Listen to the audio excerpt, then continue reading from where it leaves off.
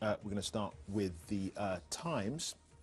And this poll, Penny, Scotland poll puts Union on a knife edge. I mean, the suggestion is that we could all wake up on September the 19th and Scotland's not part of the Union any longer. Yeah, so what happens? Go and start building Hadrian's Wall again? I don't know. This is saying, yes, that the lead has shrunk to 6 points, suggesting that the momentum is firmly with the nationalists, and they're saying that undecided voters are twice as likely to choose independence when they come to vote on September the 18th. I mean, I think the thing, every time I read about the Scotland and Scotland independence, the thing that makes me sad is that anybody who tries to speak out for remaining part of the Union is that they get hugely trolled every time anybody puts their head above a parapet and says, actually, I think it's better together. It seems to be that they get inundated, swamped with mean, unpleasant and nasty comments, which doesn't seem to happen the other way round. But that's not necessarily coming... People aren't suggesting that's coming from the actual... Oh, God, no, sorry, no. Itself. I'm merely saying that, that it doesn't seem like there's been... To me, it seems like the debate, it does make it, to me, it seem like... I hope that they do feel, that everybody there feels that the debate is actually a proper debate and not just watching, for example, Alex Salmond and Alistair Darling having a debate, but actually people able to talk about it.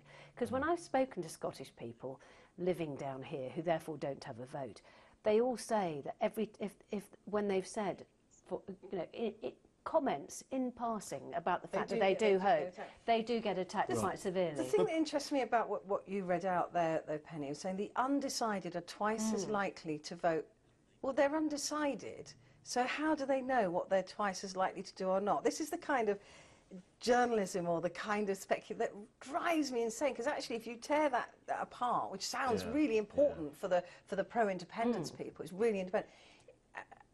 They're twice as if they're undecided, they said, I don't know. But it is picking up on the trend, isn't it? It is picking up on what's been happening over a number of weeks now, that, you know, the debate is swinging towards...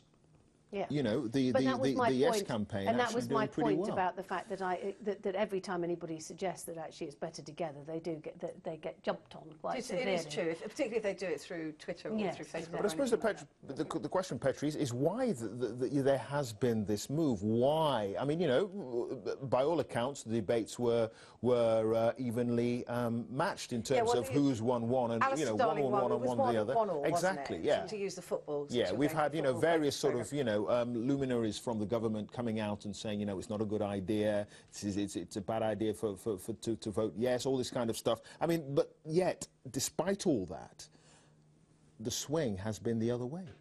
Yeah, but I mean, it remains to be seen, because this is not like a general election. This is not just a vote for 4 years. This is forever. And I wonder if that's really sunk in, and whether that will only sink in, actually, on the day you have to go maybe it cast has your sunk vote. in. Maybe it has sunk in, and they're thinking, you know what, it's a good idea. Yeah. But it's forever is a very long time, isn't it? But you're not Scottish. I'm half Scottish. I'm half Scottish. And my family, who are full Scottish, can't vote. And there are lots of people who are you angry about it? Well, I think it's not fair. I think if it's your country of birth or your country of origin, you don't have a say as to what happens to that country. It doesn't sound much like a democracy to me. All right, OK. Front page of the Times as well, Petri. We can bomb jihadists without asking